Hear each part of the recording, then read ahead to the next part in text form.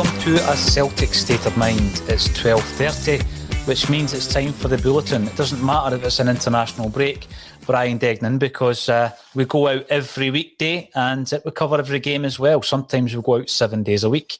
And this week and last week is no different. We will touch on the international football, what it meant for Celtic's players, what it might mean for our preparations for this weekend's game against Motherwell. What is your take, Brian, on the international thing? Are we playing too much international football? I think so, yeah. It's the extra competition's been added in and stuff, and it does. Look, I quite like international football. I quite like watching the games. I like obviously seeing Scotland play, but I'm on tenterhooks watching them because I'm convinced somebody's going to get a really bad injury, and it does get to the point where it feels less special because it's sort of diluted getting, and the fact that when you live down south, no pub in the country shows Scotland games. So I couldn't even get to watch the game at a pub last night. I had to watch it in the house. So that's a factor for me. But no seriousness, yeah. I think it's getting a wee bit diluted now. I think keep it special, keep the World Cup, the Euros, and that's it. Well, the comments I was referring to were back on the early part of the week. Thibaut Courtois, Real Madrid and Belgium goalkeeper, talking about plans to make the Euros and the World Cup basically every year. So instead of every 2 years there being an international competition, there'll be one every single year. I mean, if that kind of thing kicks in, his argument was we don't get a break as a footballer. And you get this argument. I mean, we've been seeing it all morning this morning. Steve Bruce has arrived again to take training at Newcastle.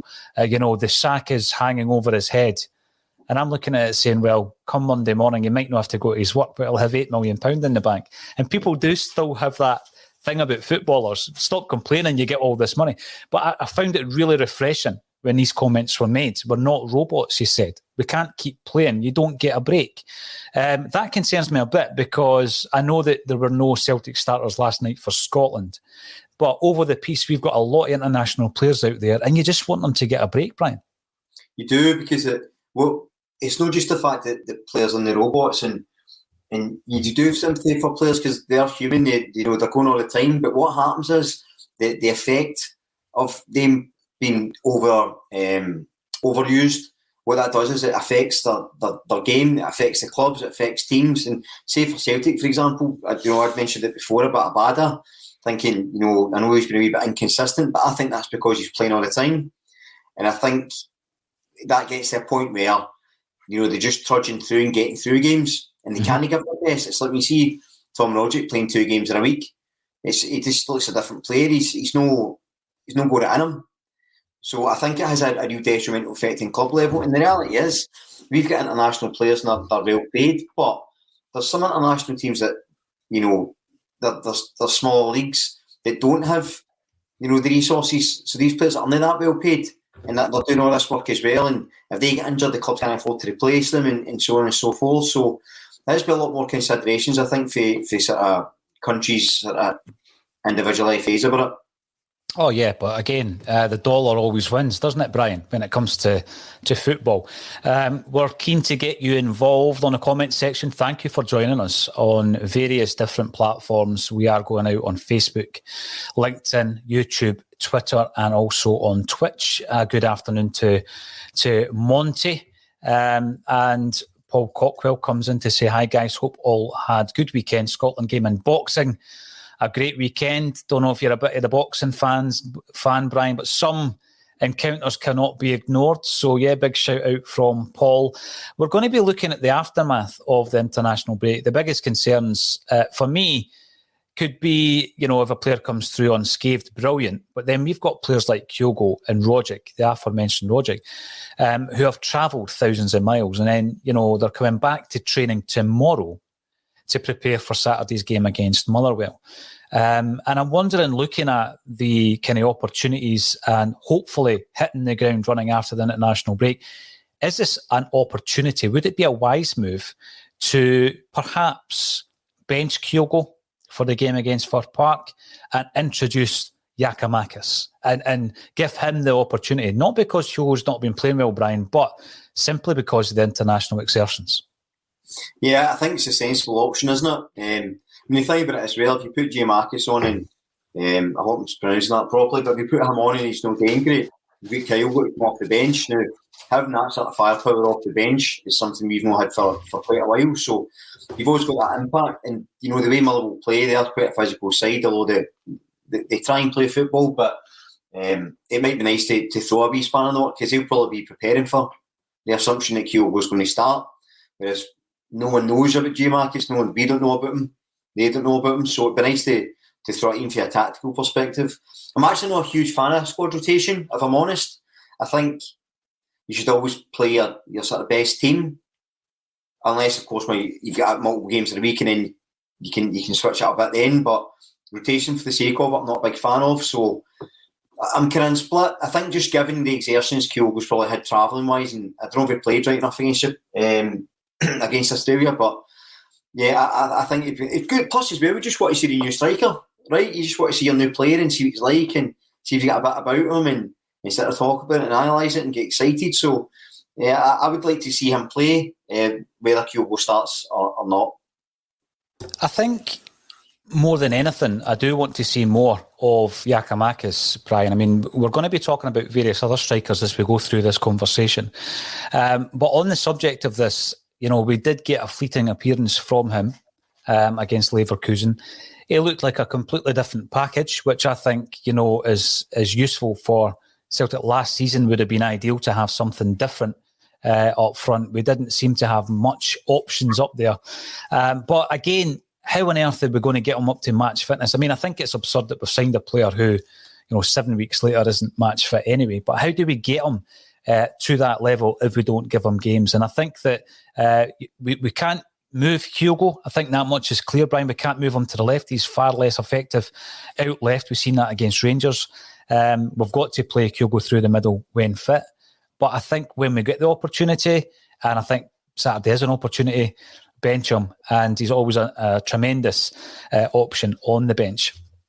We've been talking about a fair bit about January, and I had a conversation on Twitter, if you call it a conversation. We had a bit of a back and forth with one of the ACSOM viewers on Twitter, talking about the fact that, you know, we were sold this idea that we were going through not only a rebuild, Brian, but a restructure.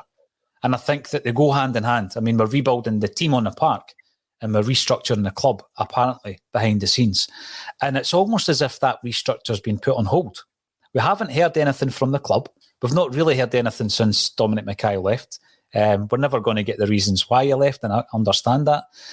But in terms of the restructure, the reason I'm bringing it up, as many of our viewers might be rolling their eyes, the reason I'm bringing it up is because if we don't restructure, Brian, it's almost as if we're just living from window to window, from hand to mouth almost. Yeah, you're absolutely spot on. I've recently just written an article about this, about the type of structure we should have in place, so it ties in quite well. But the answer to this question also ties in with the point about fitness. So when people talk about interim structure, you know, it's not necessarily saying, oh, we need to get new people on the board, or we need to get this or that. It's about the actual, how it affects us on the park. That structure, that background is directly affecting players. If we had proper, you know, sports coaching, I know we've got the guy Anton in, but he's obviously just starting. You know, proper top level fitness conditioning coaches, sports scientists, physiotherapists, you know, all those guys in place there, the players would be fitter, which then affects the product on the park, right? If you've got someone like a director of football, sporting director, technical director, the names varies, but someone in the role who's in charge of these department heads, who does all that recruitment, what you've got is you've got all these things working in the background to produce the 11 men on the park and produce that product. So it's like making a film, right? So you get your actors on set, but if the producer's not there, and the director's not there, and the camera guy's not there, and all these other things in the background aren't in place, you can't make a movie. You can have the actors saying the lines, you can put a camera there, but it's not the same thing. At the moment, you know, Ange is the director, the writer, the producer, the caterer. He's doing everything at Celtic just now. And it has to change. actually, I don't know if this has ever happened before, but it's the 13th of October, and we still don't have an official assistant manager, first team coach. Now, I know Kennedy's there, but I don't even know if he's technically assistant manager or if he's just a coach now. Ange doesn't actually have a backroom team that he's called his own. That's madness. That is insanity. We've heard nothing for the board. We don't know if we're going to get a director of football. And even if we do that, what seems strange is we're putting the cart before the horse, because you're going to basically be asking Ange his input on getting a guy in that shares his vision who could sack him. Imagine hiring your own boss. It's insanity. So I've been kind of rambling about the shambles at Celtic for a while, and I know people get fed up hearing it, but it's not about, it directly affects the impact in the park. It just does. So if you support Celtic, you want Celtic to be successful and you want the team to do well, I know people say, just get a manager that can win, or just get a striker that can score goals or defend, all that stuff, and that's all well and good, but there's more goes into it than just put that there. There's a lot more in. Look at any successful club in Europe just now. Look at Red Bull Salzburg. I know they've got money coming in from Red Bull, but they're not mega rich. They don't spend that much. They just recruit very, very well because they've got a scouting network set up with a vision for the club, and the club's got continuity season upon season upon season. It's got a vision, a purpose, an identity, and a philosophy. And at the moment, Ange is the only person, in my mind, trying to put that into play at Celtic just now. Well, the thing is, I don't think you should apologise for talking about it, because it's massive. You can't talk about the product on the park without looking at what's happening above the football department and that overarching structure. I mean, we spoke a while back during the period where we were hearing about the Fergal, Harkin, Maresca dream team coming in, but the whole reason behind that was there was a synergy between that team. So it wasn't as if you were just cobbling together a team and saying, well, hopefully this works out. And if it doesn't, one or both are going to leave. We've now got a situation where we were looking to Eddie Howe to come with his entire backroom team. And that involved a lot of different staff members, but also he was going to be pivotal in appointing the director of football. So it does go back to your point, Brian. How can you appoint your boss who can then sack you if things aren't going well? But yeah, it does seem as though it's fractured at this moment in time. And even when we're talking about how we're going to line up on Saturday or how January is going to go once we dip back into the transfer market, if the structure isn't in place and there's no synergy between the manager and those people making the decisions about the personnel coming in, you're left with a situation where if a player comes in, and even if they are capable, the manager might not find a place for them in the team. And I don't mean that in terms of Postecoglou, because I think what he's done so far is he has definitely utilised the players at his disposal. He has looked at them without prejudice, if you like. It's almost as if nobody's his man and anyone else who was here before, you're not in favour. I mean, he's played Tony Ralston, Brian, which I think is a shining example of the fact that he will utilise whatever is at his disposal, regardless of whether or not he's brought the players in.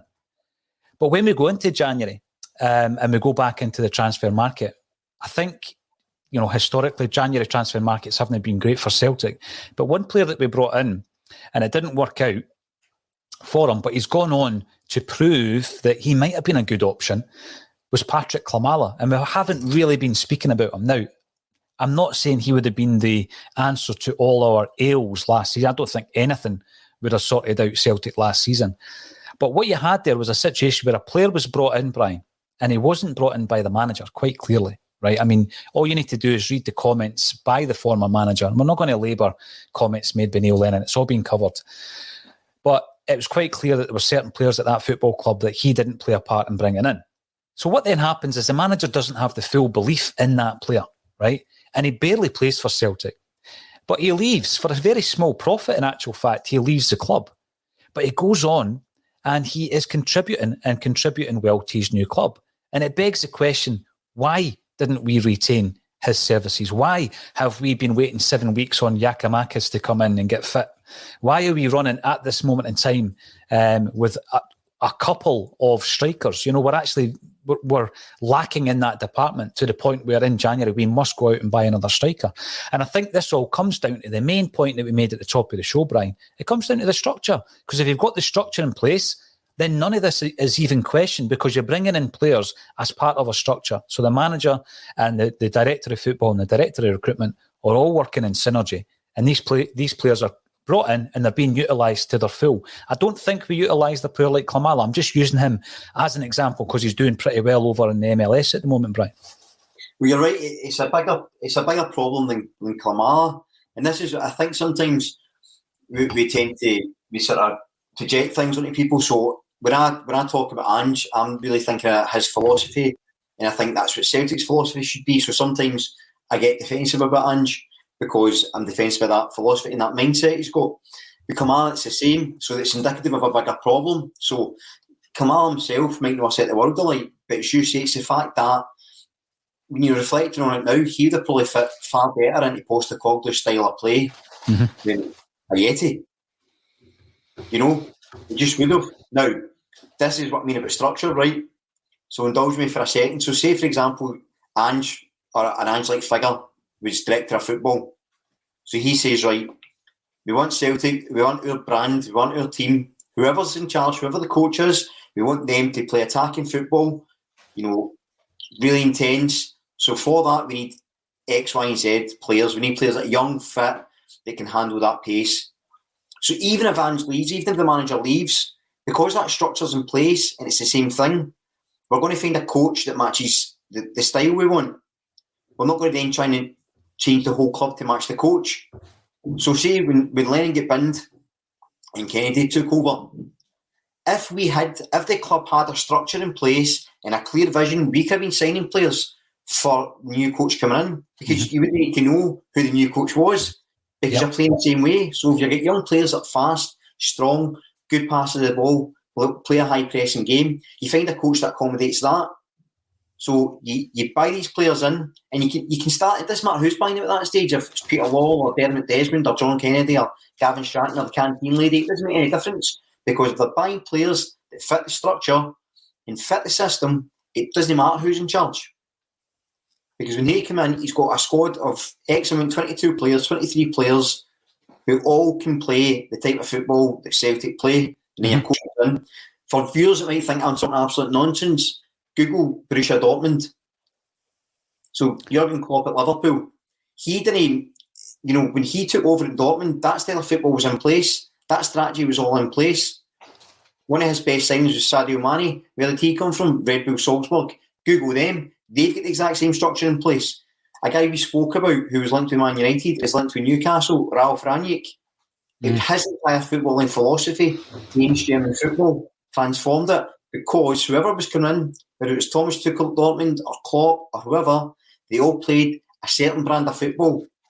The coach would just basically to motivate them, inform them, change tactics during a game, what a first team coach does or a manager does. But he didn't need to worry about coming in. But what we've got at Celtic just now, say for example, Ange goes tomorrow, right? Goff, kaput, sacked, and Steve Clarke comes in. You couldn't get more opposing football and philosophies. So that would mean the work that Ange has done so far would have to all get thrown out. You have to go back and start again with a manager who's a completely different philosophy and completely different style of play, and he won't like the same players either. And the players up there might not fit that system. So you're back to square one again in January. It's insanity what we're doing just now.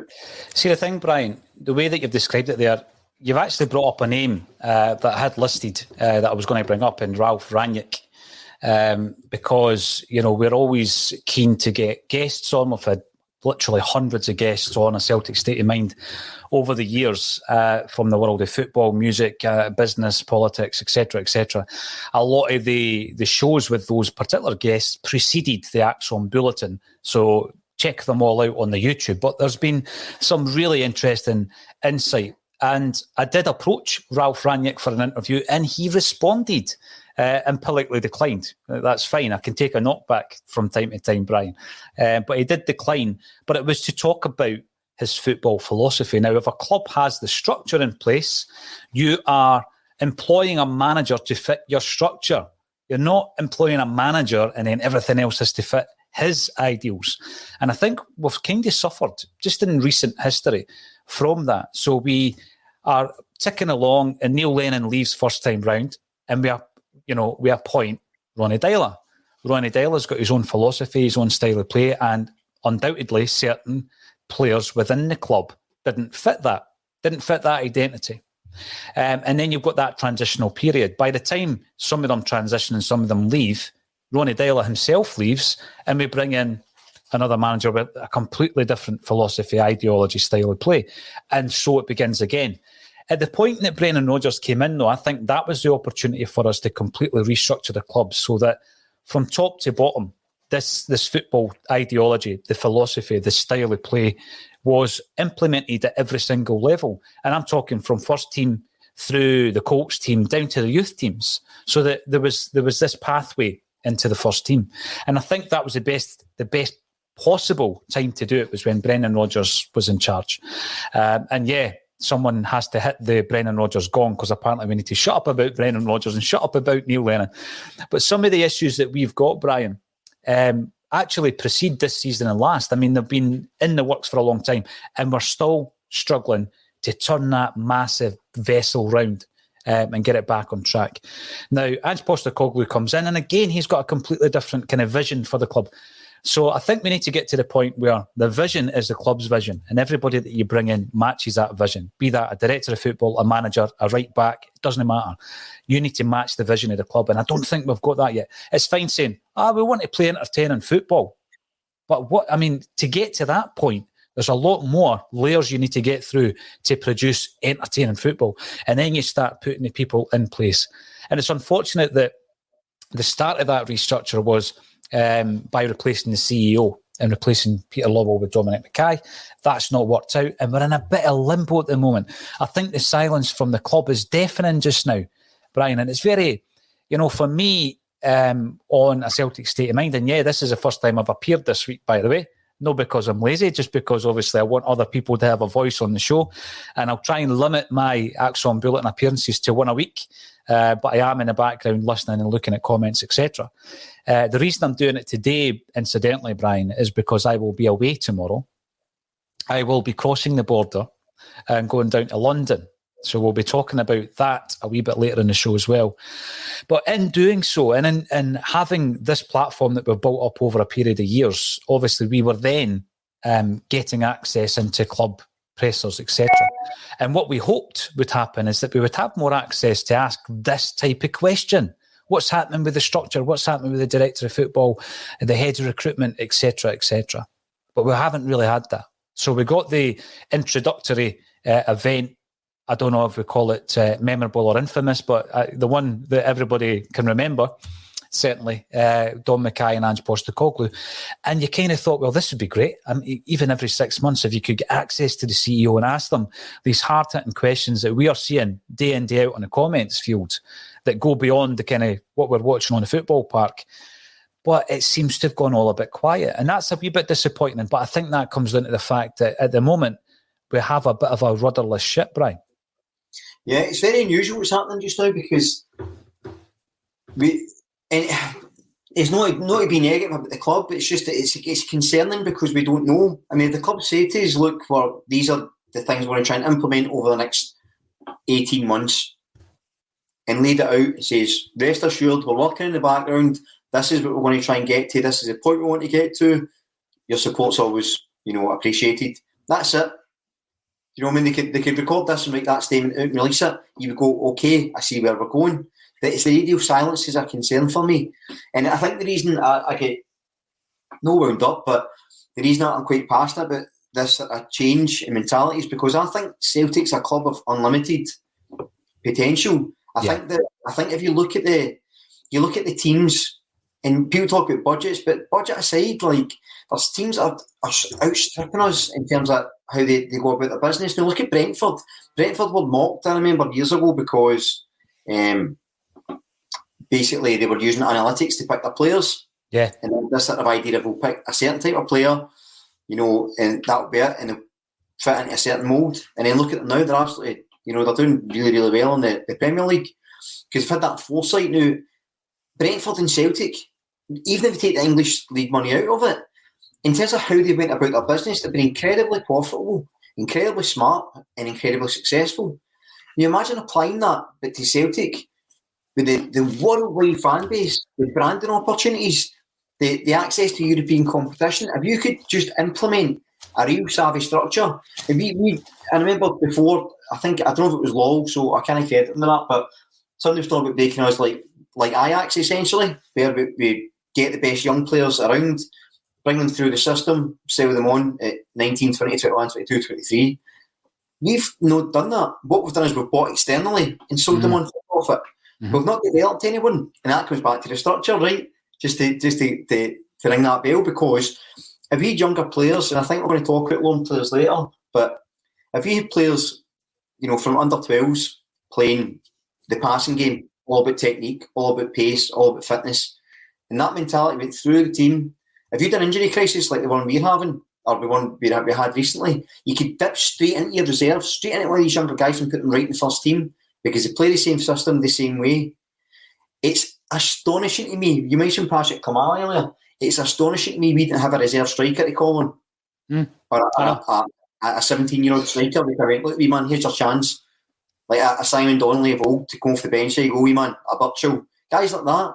It's insane that a club of Celtic size for me doesn't have a go-to, player they can just bring for the youth.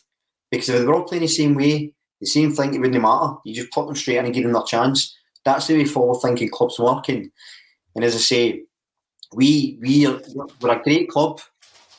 We're just not a very well-run one. And I know we've had success domestically, but we've got to get out of that mentality of just thinking it's about, this season and this season alone. It's about what happens where we're going to be in 10 seasons' time. See, the thing is, it all feeds in to the big melting pot of discussion. So we've started off talking about the structure of the club. But you're absolutely right. When you're talking about what are the visions, or what is the vision of Celtic Football Club, if you read the last statement from the annual accounts, it would appear that what we want to do is we want to bring in players and make money off them. And we're good at that. But the point you make there, how many of them are we reading through our own system? Well, it's almost one a generation now. I mean, yeah, Kieran Tierney was that player. And we know that he obviously was sold for a massive amount of cash. Before that was probably McGeady. Maloney came in and we sold him. You could maybe accumulate several others like McManus and Craig Beattie and add all the combined amounts up to try and justify that the academy system is, bearing fruit in that respect. But I don't think it is, especially when you look at the way that we did it in the 60s, the 70s and the 80s. There was a dry period, there was a lull in the 90s, which seemed to coincide with Celtic's lack of any kind of identity or direction at that time as well, Brian. But for generations before that, in fact, go further back to the 1950s, and, Bobby Collins and Willie Fernie, and these people were all being sold for big, big profits. We were rearing these players, and we did it for a long, long time. Every now and again, we'll do it to try and justify that the system's working. And Kieran Tierney, for example, I'd have rather kept Kieran Tierney and built the team around them. But you're absolutely right. The whole thing feeds in, and it's a discussion we've had before, particularly for a striker, whereby we haven't been able to, for some time, call upon somebody who's tearing it up, with the Colts team or with one of the youth teams who's scoring goals for fun. Used to do it all the time, bring them into the first team. We had an absolute procession of strikers that we did that with. We've not done it for a long time. And that means that the structure is not working. But I totally agree with you. You're talking about a different kind of approach, a different vision. And that begs the question, in order to get it, Brian, do we need change at the top? And I know that the guys touched on this on Monday. This was on the back of comments made, and I think an article written by Roger Mitchell. And again, go into the back catalogue on the YouTube channel, because we interviewed Roger Mitchell, I think about a year and a half ago. It's on the channel. And I think that he divides opinion. But I always find what Roger Mitchell says very interesting in respect of Scottish football as a whole, but also in regards to Celtic. And he's a Celtic fan. He doesn't hide that. He is a Celtic fan. And he was talking about the vision and the direction of the club. People instantly, because such is the nature of social media, Brian, were on top of him saying, well, you didn't have the money to kind of do this. Well, you can have the money, but you also need to have the vision. Dermot Desmond's got the money. Does he have the vision to implement such systems that would actually mean that we were looking towards maybe success outside of domestic football. And the one suggestion I always keep going back to is someone who has the passion for Celtic and the knowledge of being a Celtic supporter, but also has that backing and would offer some new ideas and a new approach. And I've said it before, and I think it's Willie Hockey. I think he is the man who is built for a new era at Celtic. Do you think that because fans like you and I and the people who I'm going to be bringing into the comments section are able now a lot easier to communicate and share ideas, and I personally, I can speak from a personal perspective, I feel a lot more informed about such dealings at Celtic because of this, because of platforms like a Celtic State of Mind and others, right back to the fanzine days. I always give a shout out to Not The View, because back in the 80s and 90s, I knew what was going wrong simply because of that fanzine and because of what was written in that fanzine.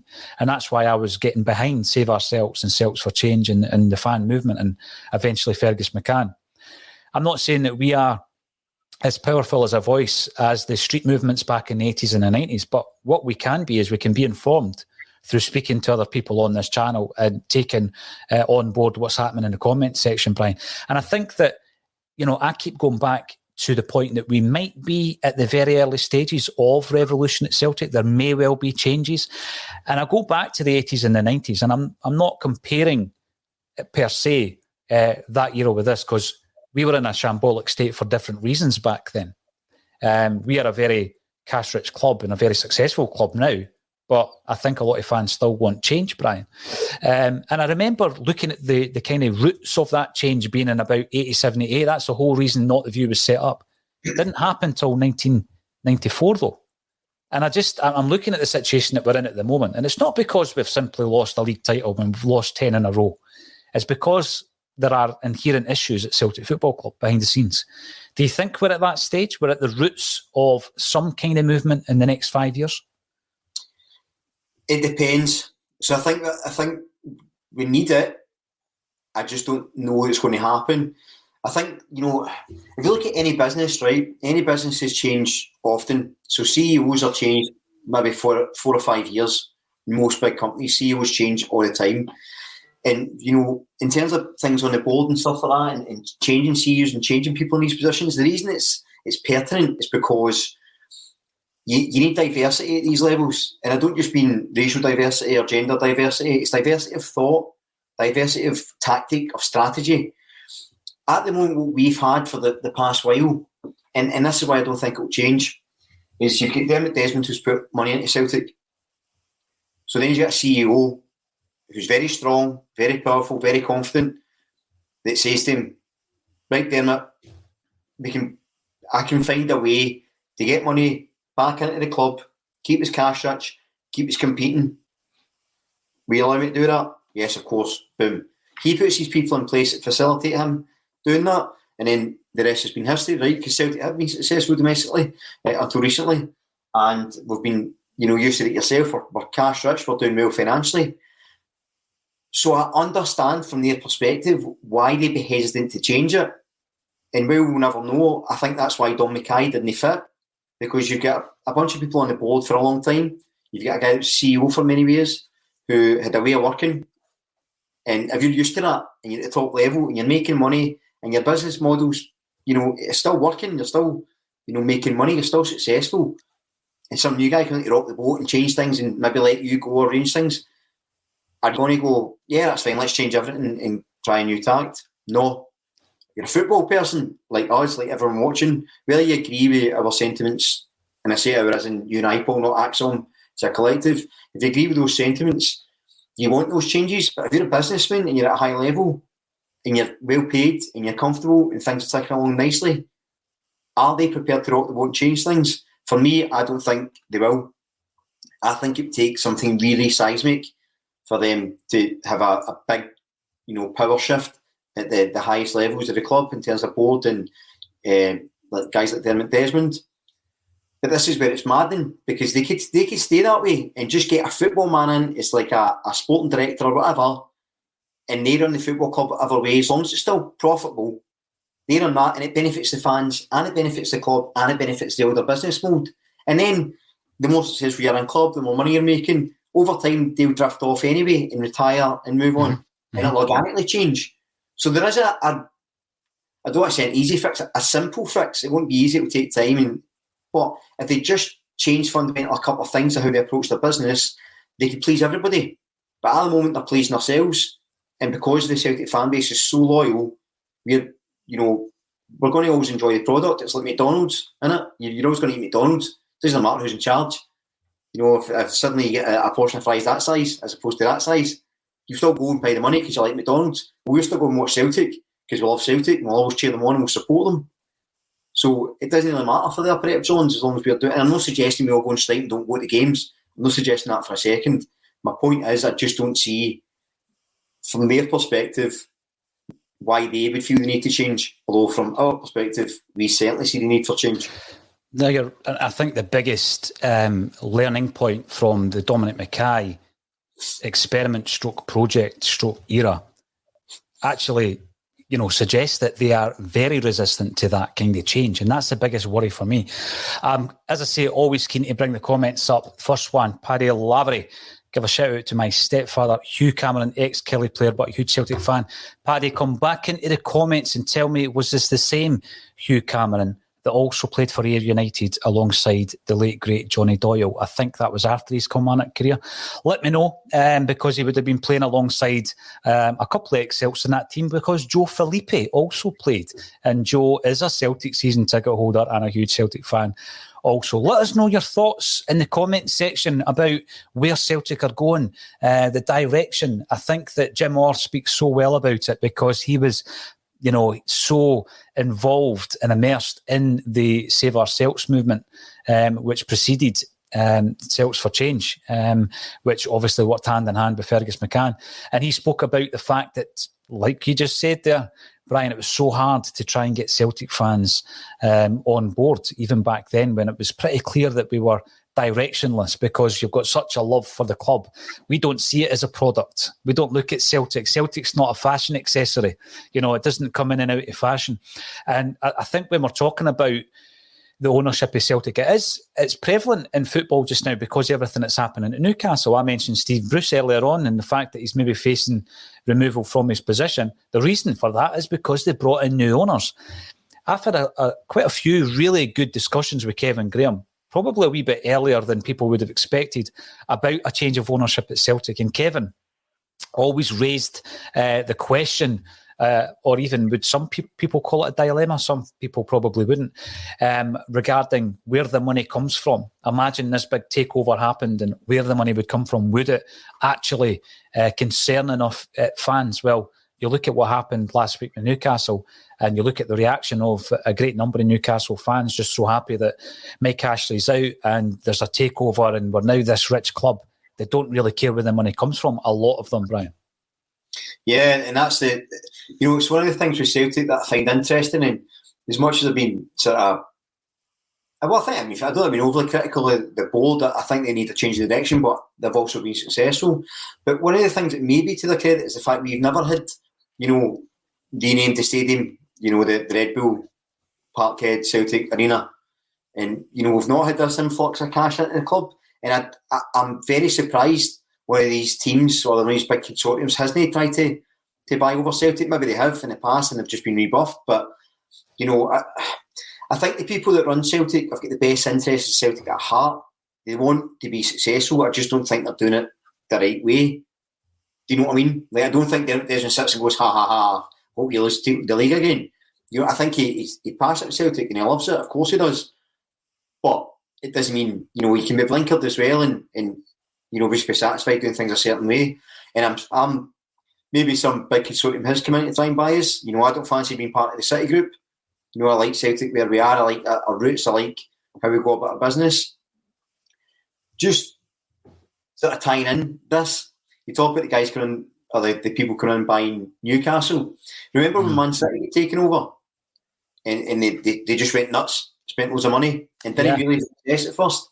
It didn't really work. And some might say that's because Mark Hughes was in charge. I disagree.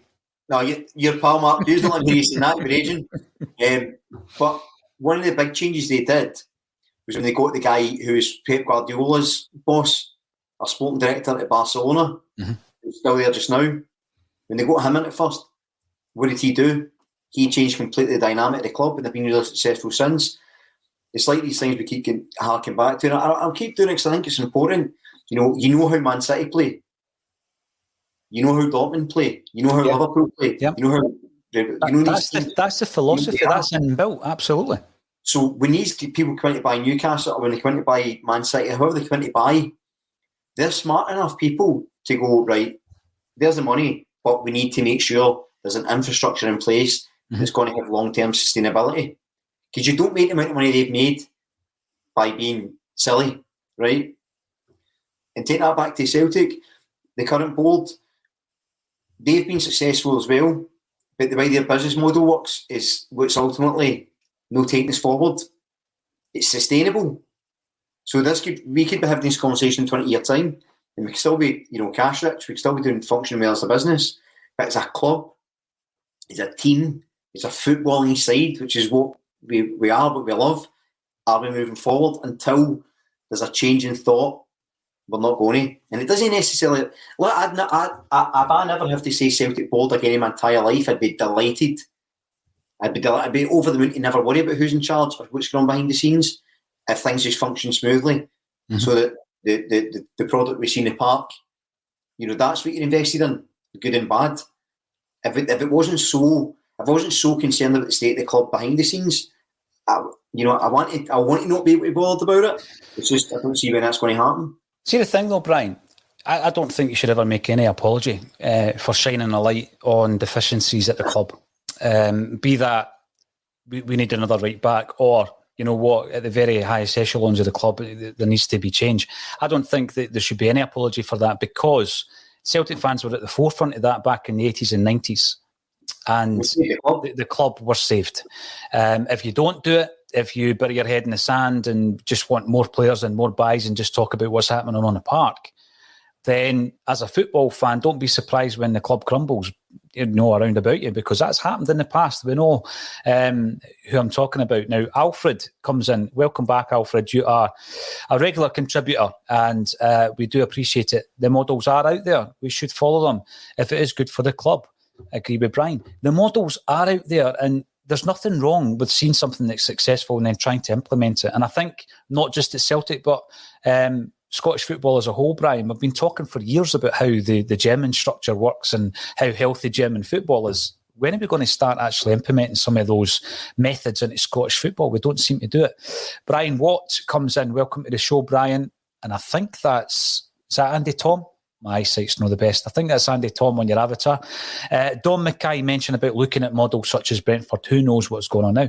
This is the problem. The silence at the moment is deafening in relation to where the club is headed, to the point where we're at that stage where we just want another win against Motherwell on Saturday. We're looking ahead to European football next week, and then we've got one eye on January and the transfers that might come in as well. We'll talk all about that as well, Brian. But let me go down a wee tangent for a moment. I mentioned earlier that tomorrow, me and some of the other ACSOM comrades are going down to London. The reason we're going down there is because so many of you tune in to ACSOM, and you've put us on the map, basically. And as a result of that, we've been nominated for a trio, or a treble, as we used to like to call it, Brian, of awards down at the Football Content Awards. Now, they're not alternative awards. You could be nominated as a football club. I think Celtic are nominated, actually, this year. But we are nominated for 3. Which is absolutely already a great, achievement as far as I'm concerned. But as I say, it's because of the people tuning in, getting involved in our broadcasts and supporting the channel as much as you possibly can, that's allowing us to go down there. And hopefully all the hours that we spend talking about Celtic will be vindicated with our appearance tomorrow at the awards ceremony tomorrow night. Not sure where it's taking place, but it's all booked. I'll just turn up, obviously, and get... I've got my ticket. I just haven't had a time to look at it. But it's down in London somewhere. And there's one of the club categories where we're up against like AC Milan and Barcelona. So we're like an underdog, Brian. Celtic love to be an underdog. And hopefully we can bring an award back. It would be exceedingly pleasing and satisfying if we were to bring back the best charitable campaign. Harking back to December, where everybody pulled together to raise almost 27 grand for vulnerable groups of people back at Christmas time. And by the way, watch this space, because once we get back up the road, we will be announcing this year's charity drive as well. There will be another charity drive on the Celtic State of Mind. As I say, Brian, once you get some momentum and you get like-minded people of a Celtic State of Mind on the channel, and you grow it to the point where we are, going out to a great number of people every single day, then I think it's your responsibility to then utilise that and pull everything together. And it's just once a year that we do it, and we hopefully will raise another 5-figure sum for charity or charities leading up to this Christmas as well. So wish us luck, and I'll try and follow our progress on the train all the way down and on the night itself. So I won't be on tomorrow, but you will be seeing, for the first time ever, a new host. It'll be the first time that he or she will be hosting a Celtic State of Mind. And you will also see a brand new contributor as well tomorrow, standing in for myself and JP Mason, who won't be appearing. So I'll tell you all about it when I'm back. I might even pop my head on Friday. I'll certainly be back on Saturday for the game. So let's talk about the game a wee bit. Motherwell. I never ever go into these fixtures, Brian, at the best of times, thinking, it's a certainty. I'm never so remiss of any team in the Scottish League. I've seen us going to just about every venue and struggling in the past. But Motherwell are on a good bit of form. They, for me, went under a kind of transformation under Stephen Robinson. They became a very handy outfit year on year. And I felt that he was operating prior to leaving the club. I think he's at Morecambe now, whereby he was building teams for them to be dismantled, and he was building teams again. But I think, that runs its course eventually. I think the manager himself, the manager himself, it runs a course with them, and they can no longer do that. So every time he was able to find a player or a couple of players, they were getting sold to keep, obviously, the club ticking along. I think it's a very well-run club. I think Alan Burrows has got a lot of fans in Scottish football. There's a food bank collection before the game that I know Celtic fans will be all over. But they're doing well at this moment in time. They're above Celtic in the league, Brian. And the big question is, how do we approach the game? Do you think that with the international games in mind, there might be some changes to personnel on Saturday?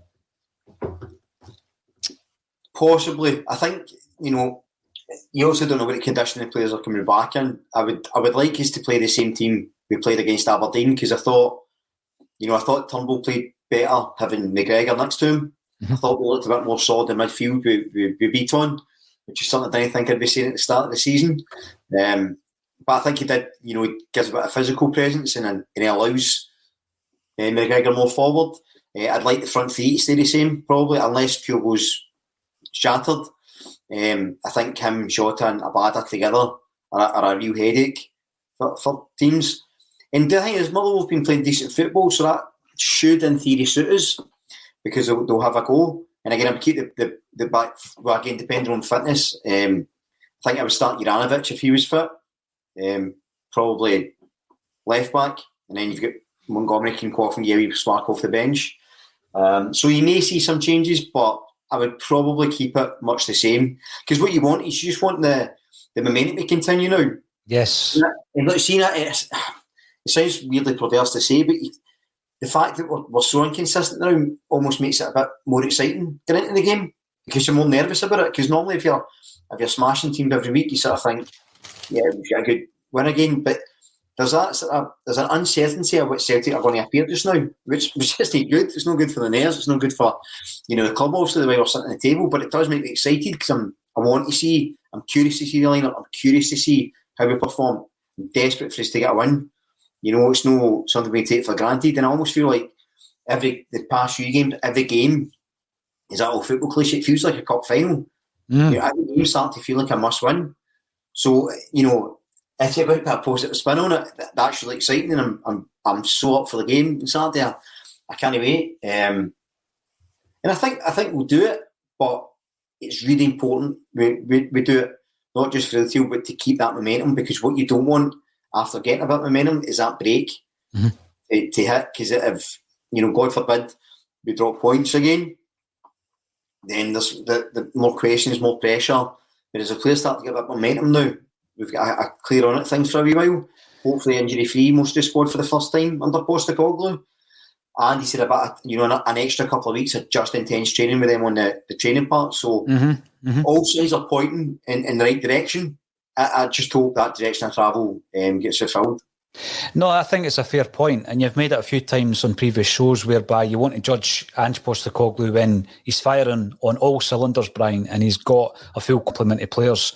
He's not had that. I mean, we've got some long-term absentees in Julian, James Forrest, of course, Dembele, who had been considered. Yeah, he's been considered as part of the first team squad again after last season. And Mikey Johnson, of course, as well. So to get any of these players back is going to be a bonus to Celtic. But one slight concern I've got, and again, is it succession planning? Probably, because we're not great at that. Scott Brown leaves Celtic, and I, at the time, said that because of the period of transition, you're losing the CEO, so you're losing the head of a department there. You're losing Neil Lennon, who's a head at the football club, and to lose a captain. I just felt it was a bridge too far to lose those three pivotal heads of departments, almost, if you like, from the football club.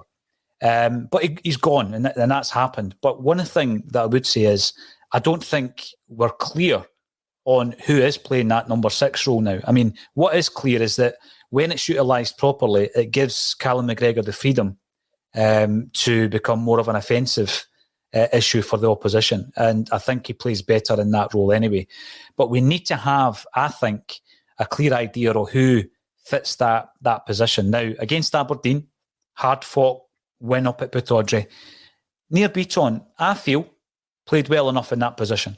Right, I mean, we could strip back his performance and say, well, he should have won the header that led to the Aberdeen goal. He should have scored the header of his own. But I just think generally he played fairly well in that position. I think that if you were to look at his game as a whole, and going back to what you said before, don't tinker with it too much. Does that mean for you, Beaton at the moment, your first choice number 6? And if so, where does it leave McCarthy and Sorrell at this moment in time? Well, what's interesting about the number 6 position, and it ties into some of the criticisms of Ange. Some of the criticisms have been that, he's too stubborn to change, he only knows one way to play. But Nir Bitton is a very different number 6 for the number 6 that Callum McGregor is, right? And I think the Callum McGregor in that role suits the system better. Mm-hmm. But because, we don't have another box-to-box midfielder, Bitton, it's not as much what he provides to as a player what he gives to the team, it's what he allows other players to give to the team. I think McCarthy's probably the question mark, because you would assume that he's more mobile than Beaton. He's more, he's played at a higher level, he's a bit more experienced. He should be the starter. It really should be McCarthy, McGregor, Turnbull as your midfield 3, I would wager. Whether that's fitness, injuries, attitudes, I don't know. For some reason, he's not been playing that. So for the moment, until he's able to fulfil that role, it will be Beaton. But I fully suspect, I think, I don't want to misquote him, but it might have been Lawrence saying that he expects us to buy another defensive mid in January. I actually don't. I think we'll buy another attack, a more box-to-box to allow McGregor to drift back into that deeper role. Because I think that's the way it facilitates the team better. But for the moment, Beaton probably has to start. I don't disagree. Imagine that couple of years, Beaton has to start. Listen, even at the beginning of the season after Midtjylland, there was plenty of Celtic fans who didn't want to see Beaton back in a Celtic jersey after the way he performed in that particular game. You're talking about box-to-box midfielder, and that's what Liam Shaw's been described as, and we've not seen him in a competitive game, which is a wee bit disappointing because, again, you want to see your full complement. You want to see all your different options that you have. But we're at that stage at the moment where, once you start getting that momentum, you don't want to tinker with the team. You just want to get the wins. We can't be too experimental, particularly against a side who's very strong at home. We can't be too experimental against Motherwell because, that might backfire. You've basically got to play your strongest side every single week. Just going back to one of the previous discussions, Will McMillan points out that we don't channel into the fan bases elsewhere. Yeah, absolutely. Australia, most other countries, including next door. Now, I do get the issues with travel, particularly where, we've just spoken at the beginning of the show, Brian, about there being no real break. And in particular with the early Champions League games, it's difficult to go anywhere that's of distance. But I mean, in terms of Ireland, I think that we should be visiting Ireland every single year. Without exception, we should be sending a Celtic team to represent Celtic in Ireland every single pre-season. I mean, without doubt. And we should be making efforts, and not just for the glam and the glitz of a big payday like we did against Real Madrid that time in the States. We should always be making efforts to tap into our American and our Australian fan bases, and the club should find a way of doing it, because it gets to that point where it's all fair and well selling yourself as this massive brand worldwide, but you've got to furnish that global fan base, Brian. You've got to engage with them. And we keep talking about this on ACSOM in relation to the membership scheme. It might not be possible for you to be a season ticket holder simply by default of geography, but you might be a passionate Celtic supporter nonetheless. How can you pay in apart from buying merchandise online? Well, become a member of the club, and there definitely needs to be a membership scheme where you can be part of the club, even if you can't buy a season ticket. So I would love to see developments with that. And of course, on the point of Australia, we do have Jared from time to time on ACSOM from Celts Down Under. He comes on and gives us that perspective as well. But moving on to the game then at the weekend, would you be quite happy then if we're going to have the same approach with a scrappy 2-1 win, Brian, coming home from Fir Park with a 2-1 victory? Yeah, I mean, ideally you want to, you always want to play good football and good attacking football, obviously, but, you want the 3 points and you want to keep that momentum going. And I think that the more we get used to playing a certain way, the more confident we get players to fit it, then the wins will come anyway. I think, a lot was made about, I think it was Ange himself who said he would rather, or no, it was Jota, I think, was saying the manager just wants the players to perform, he doesn't focus on the wins. But I think one follows the other, right? If you go out and you're playing really, really well, chances are you win. And I think Al Morrison, who done a brilliant job on Friday, went through the XGs and stuff like that, and you can see the performance level was there. See, just on just a quick thought popped into my wee peanut brain there. See, for tuning into other markets like Australia and stuff like that, the membership thing would be great, right? You can almost have, I think it was Russell pitched it, like a kind of Netflix style Celtic TV package where you can watch the library of games. But how easy would it be for, when you say the games are on Celtic TV, just hire 2 guys in Australia and give them the Celtic set, and they can sit there at the half-time discussion about it, and then just edit that into the feed. Just things like that. Just get a couple of Australian voices on commentary over there, because you can watch the game and record. We could record the commentary track. No, they'd want to hear it, but we could record one, just put it over a game. It's not hard. Things like that, they could be cuter doing. Absolutely. Market, they should be, doing highlight package of Kyogo before every game, getting them hyped up. Have a couple of Japanese correspondents in Japan recording it, and then send it over in real time to be edited into a live broadcast. Absolutely. Radio does it all the time. Yeah. There could be a story down here where I'm down south that affects something in Glasgow, and I'll just record it quickly, send it over, they put it in, and it's as if I'm there live. So there's to be different things they can do, but the commentator's absolutely spot on. It's right. We need to be cuter about these things. Even in America, we've got a massive fan base in America, and we don't. It's not just about going over there. It's why not make me mini docs about Celts in America and American Celtic players, stuff like that. Like there's so much they could be doing to just engage more. But then they don't do much to engage with us here in Scotland or in Britain. So that might be a bit adventurous to expect them to go to Japan. It's ambitious, but you know what? ACSOM might have to go international and do it if it doesn't happen at the club. So there you go. I've got my best Australian accent. Yeah. Well, the thing is, we've got enough players, ex-players, over in these places in Australia. I mean, he's there, isn't he? Still. Scott McDonald's over there and Paul McStay, absolutely. Japan, you've got Nakamura, and so yeah, it is doable. Just fresh ideas, Brian. That's what we're talking about. But just to finish off, we've been talking about the inner workings of Celtic Football Club, the structure, the future ownership of the club. There's a wee bit of football thrown in as well. Not very much negativity, Brian. I can't see any complaints about negativity, so thanks everybody for getting involved. I'm looking at your comments as they come in. And also, I was reading the other day, and I love this. I love these kind of wee tips, or maybe I shouldn't love it. Olivier Giroud has written his life story.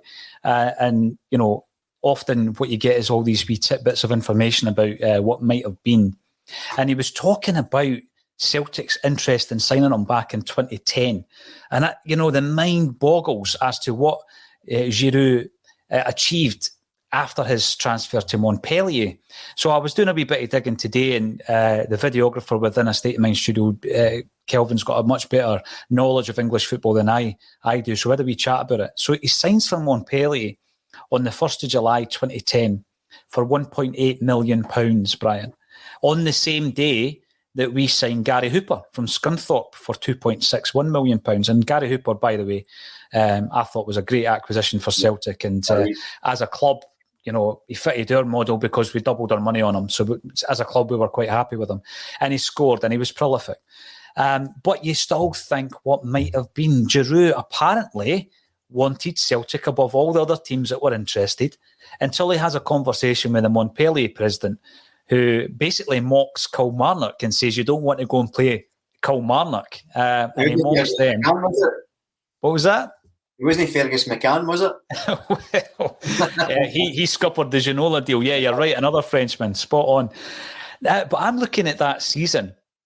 That was the season when we finished second. That was the first full season under Neil Lennon. He had taken over just before, obviously, after the demise of Tony Mowbray, and he had seen us through the final 8 or 9 games of the season. And then he gets the job permanently. This is his first season. This is the season where we signed the likes of Gary Hooper and Charlie Mulgrew and Chad Uri, etc. And I know that it's not as simple as, he would have had and enjoyed the same success at Celtic that he had at Montpellier. I know that, because I've spoken about various players in the past, but the mind does boggle, because that season we finished second, but the next season was the first of the 9, and I do sometimes go into that Kevin Graham mould of, alternative realities and think, well, dearie me, for £2 million, we could have had Olivier Giroud. The mind boggles. What other players spring to mind of what might have been, Brian? Players that Celtic were pretty close to signing, we didn't, and they've gone on. I mean, he went on to win a World Cup.